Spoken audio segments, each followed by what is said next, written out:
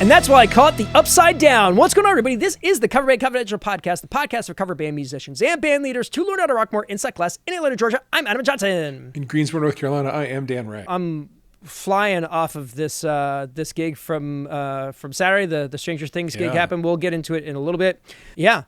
You know, we've started the series again from episode 1 because the 10-year-old wants to get in on it. So yeah, we are right back in Hawkins, as it were. We started it with our 11-year-old. It was a little too much for her. It was a little too intense. Yeah. The rule was we were supposed to do 1 episode, no nightmares, then we can keep watching. Good. But like at some point, season 4 with Vecna, and it's like the legs are breaking and like the eyes explode. Like it's a lot. That bothers me. It's a lot. So I don't know if we'll make it that far. Yeah. Yeah. But my kids always had like anything that involved people getting sick or getting possessed in any kind of way, or like she's always kind of noped out of that sort of stuff. That's fair. Yeah. I mean, we made it 2 or 3 episodes in and then she was done. You know, that could very much be the way that this one goes. But right now everybody's in the zone. How about you? What you been up to? Oh, not a lot. I'll tell you, in terms of media consumption, we're revisiting the Flanagan-verse. Okay. We did Haunting of Hill House, and now we're most of the way through Midnight Mass, and then we're headed to the other couple things on Netflix from Flanagan's. Good holiday, Halloween, not holiday, Halloween being the holiday viewing. It's excellent stuff. So that's where our spooky is aimed right now. Yeah, the only thing that we've consumed that I feel like is worth a shout out is Netflix. There's an animated series called Haunted Hotel, and it is phenomenal. Okay, it's got Will Forte in it, and the premise is basically it's kind of like, think about The Overlook, but it's like a single mom and 2 kids, and the brother of her brother, who is a ghost, who owned the hotel before that. So she inherited it, and hilarity ensues. You know, it's there's an eternal demon that is possessed by a Victorian age boy that also lives in the house, and is not a ghost, but is interacts with everybody. Yeah. Anyway, it's really funny, and I'll check it out. You should absolutely. Forte's the brother, I guess. Do what? Forte is the brother, I assume. Yes, he's the brother to the mom, and the mom is the girl from Happy Endings, and she was in the reboot of Scrubs, and I can't think of her name. It's Eliza something. Yeah, I don't. Yeah. Anyway, somebody will send us an email and tell us about it. Yeah. Anywho, that's pretty much it as far as general stuff. I've got a 4:45 a.m. alarm to get in an Uber to fly to Austin first thing, and I will be down there doing coverage basically for a conference down that way. So I would love an opportunity to go and see the sights and do Austin-y things, but I currently the itinerary, it's 12-hour days every day I'm there. I don't know how much of that I actually have to be there for, but yeah, I've got to be prepared to do all the things.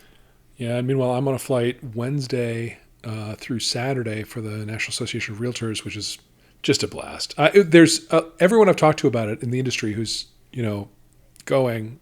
Every single conversation I've had has been like, but maybe air travel itself will melt down as a concept in the next week, and we won't have to deal with that. Yeah, there is every chance of that, I think, but who knows? Yeah, having a bit of that. Now, the only thing that I've got in my favor is that Atlanta being a Delta hub and flying Delta, they were very clear about how they were prioritizing their flights. And it's like international is number 1. Those have to go out. They got to go out on time. Then it's hub routes, and then, regional connections and that kind of thing. Yeah. My flight to Houston is through Dallas, which is an American hub. That's who I'm flying. So that's not bad. The next week, of course, I'm at Orlando doing final testing on the app, and that's just a direct flight between 2 small airports. Right. So who knows? Dicey stuff. Just if you have to go to an airport, just be nice to literally everybody you see. Oh, for sure. Thank them all. They can't. A couple of times I've traveled in the last since this all started, they won't agree with you that it's a bad situation. They won't agree out loud. But they kind of you can tell they agree in their heart. Yeah. And so I just take the opportunity to like, thank you all. We love you. Thanks so much Yeah. for everything you're doing. Appreciate getting us there safe and all of that. So fun stuff. I love that. All of this. This is great. It's the best. It's the best timeline. Yep. Anywho, the thing that we should really get into is that, last week, the episode, just glowing reviews. Everybody seemed to be really interested in this topic, got a lot of feedback about it. And just like I had predicted, our buddy Dustin hit us back pretty much the day. Immediately. Yeah, Friday afternoon, I had it. And so he provided some of the additional context that we were looking for while still trying to remain fairly vague. So wanted to get into that, and then we can kind of give our final thoughts on things and wrap this saga up. So Dustin says, "Hi, Adam and Dan," in parentheses, or Dan and Adam. "I listened to the podcast. Thank you for the insightful information. In retrospect, I probably should have had a little more anonymity in this, but can't go back now. I think it's worth mentioning the other competing band does work very hard and are very talented, something I feel like I didn't get across in my email. I don't think their intentions are malicious, but I am worried it came across that way in my messaging and in the podcast, while no way of knowing they could have been wanting to start this band before they learned of ours. Sure. What you guys told me was what I was already expecting, parentheses, and have been told repeatedly from my other bandmates, family and friends, so no hard feelings." This definitely rings of our buddy Creston and the Alt 95 band coaching we did a couple of years back, where there was definitely a lot of this battle that is being fought between your ears, basically, and most folks don't even clock those kinds of things. Yeah. So as a follow-up, we had our first big gig last weekend, and of course our competition showed up to see what we were offering. Which is really interesting because that's literally the advice that we gave him. That's right. And I think that's a good sign that they did it. Mm-hmm. So clearly, they get the how the market works and all of that. Did a major fight ensue? No. But when I noticed them, walked right past and ignored them. Maybe I should have said hi, but I think I got too flustered and was in my own head. What exactly do you talk about anyways? The gig went pretty well. The other band stuck around the whole time, so maybe that's a good sign. Yeah. At this point, I feel like I need to reach out to the other band and apologize for ignoring them at the show or calling them out on a national podcast, but maybe I just need to not even do that and focus on myself and my own bands. I agree that allies and collaboration is the key, especially with more and more venues shutting down in our region. So I did write him back, and I was like, It's a good sign that they followed the advice that we gave you. I don't think you need to worry about calling them and apologizing stuff, because again, I don't know if these things read externally. Yeah. They may not have even clocked it. And then I did correct him. I was like, and for the record, we are an international podcast. Thank you. I was going to say, yes. But yeah, beyond that, sometimes it's just nice to say something out loud. Even when you as you're kind of expressing it, you're like, I feel like I'm probably overthinking this. And just to have somebody, acknowledge that or, totally, agree with you. Yeah. And then, you can read their attendance as both market research and support. Sure. I think it's both of those things. And it'd be great for you to give the same back. Yep. So I think that's the better move is just go to their next gig.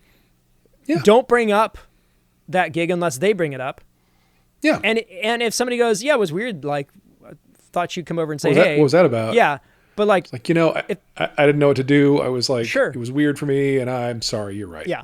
That's all you got to do. Yeah. It's not that big of a deal.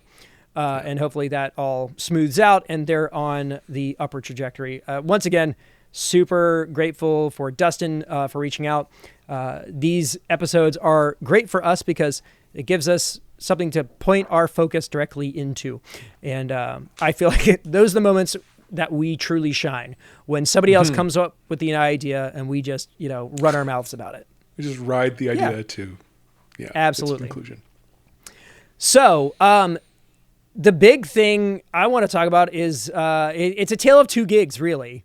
Mm-hmm. So this week I had two shows. I had one on Friday night and then one on Saturday. Friday night was the gym gig, and I had just literally played one. The agreement is you play once a month, but when that happens during the month, it's based on everybody's availability. So I had played there 2 weeks ago and then played there again, but now I don't have to play until December at some point. I probably should go more. Right now they're getting the good end of the deal because, for whatever reason, I don't end up, making the trek unless I'm doing this. That gig was a trial run of the little Enya carbon fiber acoustic that I got from TikTok, just to try it out. And it was pretty stinking good. I think it retails for around $250, and I think right now it's on special because it's around Black Friday time, so they're marked down. Plugged in, the built-in pickup sounds great. Played it through through my normal rig and played well, sounded good. Tuning stability, is not 100%, but I haven't played it that long before, so it could have been the strings still loosening up. It could be that the tuning machines are, not as nice as some other ones and might need to be replaced, but totally serviceable and played well and felt nice. And, I was very pleased with, the end result. That's good. I'm looking at their, website right now. They got price points. They got units between like $130 and $700. Yeah. What were you playing? This one is I believe it's called the Nova Go. It's the travel size one. Okay, $190. Yeah, I think dollar for dollar, it's a great deal. I do want to try one of their bigger ones, the one that's got kind of like the hollow kind of cutout looking thing. Yeah, very future-y looking. I'd love to get my hands on one of those in a fun color, just to put through its paces. It's something that seems like a keytar built into a guitar shape. I don't know what that's about. They've got all kinds of interesting stuff. Their booth at NAMM looked like the only way I know how to describe it is like an orgy video from like the 90s. It was like stark white and like very stylized in this kind of like Y2K kind of vibe. Okay. That's a very specific reference for, a very particular, generation of people, but that's the best way I know how to describe it. Right. The other thing about that gig is that I was supposed to play for 2 hours, and then the person who books me was like, hey, we've got an exterminator coming in, so can you play until 7? So I was like, can I play one less hour? Yes, I can definitely do that. I think I can. I'll take that, back from my Friday night. It's a quiet situation. Even the folks that were working the cafe were off doing other things. But I use that as an opportunity to try out new songs and whatever. I played 93 Million Miles by Jason Mraz, which was a song I had learned for a wedding, just on guitar. I'd never sung it before. And it's a pretty song. And so I did that. It was basically just like going through my acoustic song list and being like, I've never done this one before. Let's go ahead and pull that out. This was definitely the weekend of new material because there was a lot of it to work through. So yeah, I played for an hour, came home to leftover Chili's because that's where my family went in my absence, and wraps up my night. So all in all, not bad.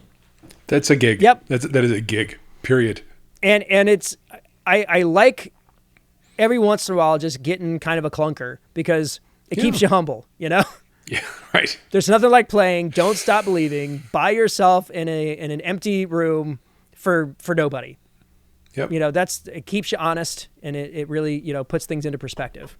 Yeah. You listen to yourself very closely. Yeah. In moments like that. Absolutely. So that brings us to the Stranger Things block party, which was last night. And for those of you who have been keeping score, this was a deal where we got the inquiry, and I lost my mind. I told everybody in our immediate orbit, I was like, this is like the best case scenario. Like this golden gig just like landed in my lap. Yep. And so we pitched it real creatively and got the gig, and we're super thrilled. They wanted specifically stuff that was from the show as a tie-in, and then the special guest of the entire evening was this guitar player named Aiden Fisher. His claim to fame is that in season 4, when Eddie Munson does the big, climactic scene on the trailer in the Upside Down playing Master of Puppets, that he was the guy who was playing guitar. Yep. So he goes to conventions and things like that and does he plays the songs that he played on the show. But we were like, we could probably do better than that. And so we were like, well, why don't we just have him come up and do some songs with us? And so instead of it being a thing where he came up and played 2 songs and then, was done for the night, he came in at the end of our first set and the beginning of our second set and played. And it was also good because like people were there to see him. And so they stuck around to see him continue to play some more. Yeah. But that also meant that the band had to learn Master of Puppets. So that's what they did. And again, I didn't have to learn the guitar part, which was pretty sweet. My job was just singing the song. And that kind of dovetails into some of the new stuff that we were working on for this gig. So beyond material, there were a bunch of system things that we were rolling back out. The biggest one is going back to Ableton for playback and tracks and cues and all that stuff. And with that, utilizing AbleSet and their lyric function and, just their set list operational stuff. And anytime you introduce a new system to a live scenario, the number of things that could go wrong is kind of hard to quantify. Yeah. But it could have been super bad. But it wasn't. Great. In fact, it was practically seamless. There were a couple of hiccups, nothing terribly serious, nothing that I would think the audience would have picked up on, but it was really nice to have scrolling lyrics. Real nice. Especially for, a song that, you kind of sort of know, but, maybe you just need a quick little reference. Sure. So there was that. And then also we were doing automation of the Headrush VX5 pedals. Right. So initially we were going to do both of them, but because the 2 things that you have to do is you have to switch the patch to the correct key for the vocal tuning, and then you have to bypass it into talk mode at the end of the song. And Joey was like, Joey, our guitar player, basically was head of this project and was like, let's just do it on your channel because you don't do much talking. Basically, and just to make sure that everything does what it's supposed to do. And he had it over by him, and according to him, everything worked perfectly. And I didn't notice it at all, which was great. We brought back my wireless mic, which I hadn't had in over it's almost 2 years since, that was a whole ball of wax, whatever. But it was just nice to be able to like move around, and I felt like my vocals didn't sound different to me, which is also a good thing because a lot of times these vocal pedals can introduce latency and, if they have any sort of compression. And strobing. Sometimes if the pitch correction is too harsh against your voice, it can strobe in your ear in weird ways. Yeah. None of that. It was pretty solid. The amount of stress I had around those 2 particular things was pretty considerable, but went off without a hitch. Cool. And so the only other thing I had to stress out about were all the songs that we were adding. So we were going to do 3. We ended up landing on 2, which was our version of Separate Ways, which does the intro of basically the one that they used in the trailer for, I think, season 4, which has a lot of this kind of like atmospheric stuff. And then we did Running Up That Hill with our own arrangement. We were going to add Never Ending Story and just ran out of time. The clock ran out. It's just like, can't do it. And then, of course, Master of Puppets, which is its own ball of wax. So we ran both of those at soundcheck, and everything went well enough. And beyond just the excitement of these new things, it's a little nerve-wracking because all those songs have unique challenges. So the phrasing on Running Up That Hill is kind of interesting. Yes. And you gotta know where the song's going. Interesting. Yeah. So Amber wanted to go through that a couple of times. We were able to get through it. Worked great. The thing with Master of Puppets is that there's all of these like short measures where you kind of have to like turn around, and sometimes you have 2 of those, sometimes there's 4, sometimes there's 1. And so the thing that I was nervous about is that you have to say master at the right time, because if you don't, it doesn't sound right. So that's what I was doing. I was doing a bunch of counting in my head.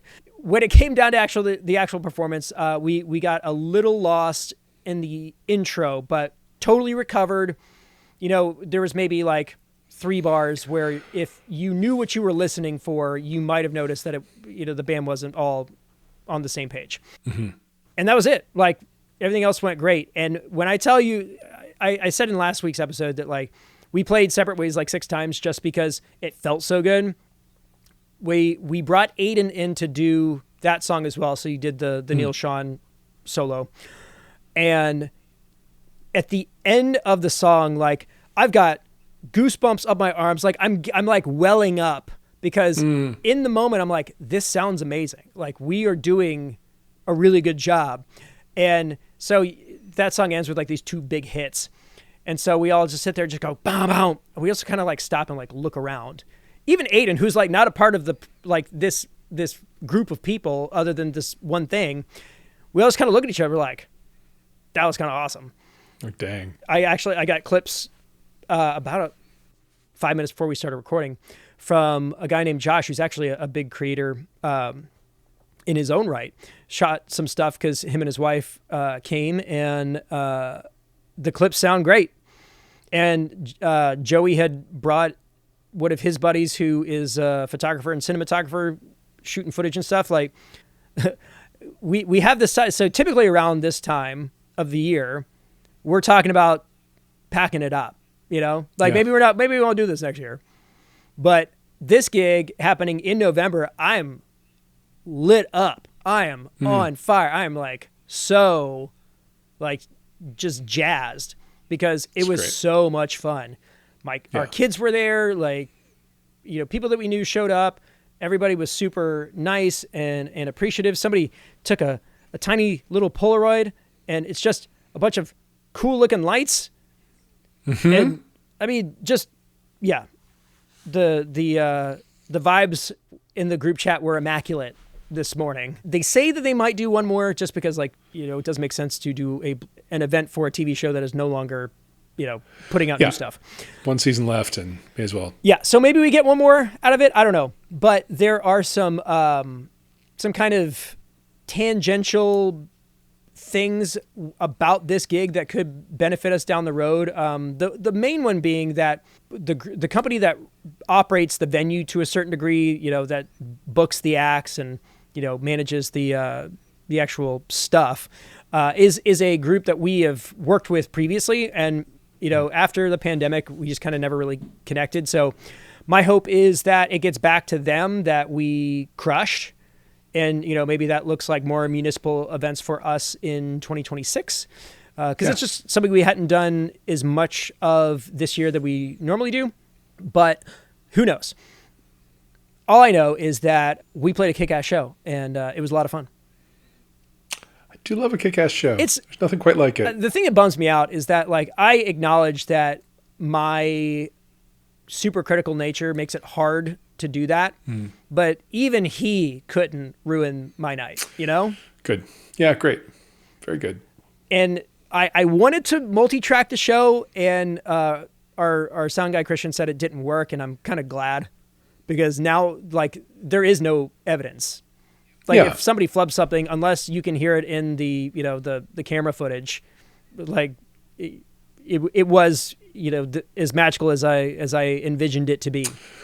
And that's really true. I have so many times felt like the gig was great, and then I go back and listen to the tracks, and it's like, ugh.